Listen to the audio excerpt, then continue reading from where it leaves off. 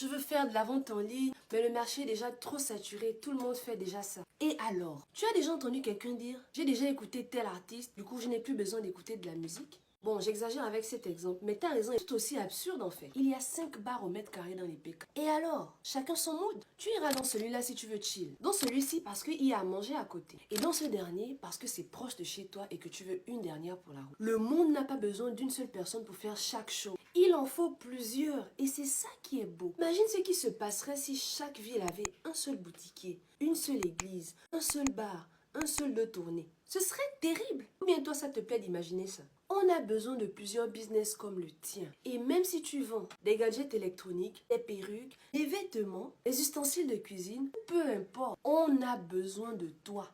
Parce qu'en dehors de ton produit, de ton service, on veut connaître ton histoire. On veut vivre une expérience client différente et on veut avoir l'occasion de comparer ton service à celui de ton concurrent. Et c'est normal. Maintenant, qu'est-ce qui te fait peur? Tu es voyou, ton produit est contrefait. Alors, fais-le. Le fait que d'autres personnes le fassent déjà te permet de valider ton marché. Si la présence de la concurrence est la seule raison qui t'empêche de vendre tes produits en ligne, maintenant tu m'arrêtes ça. Tant qu'on y est, dis-nous en commentaire ou en message privé que tu as peur de la concurrence là, ce que tu veux vendre en ligne. Et je te donnerai 3 stratégies pour t'aider à faire la différence sur le marché que tu penses saturer. À très vite.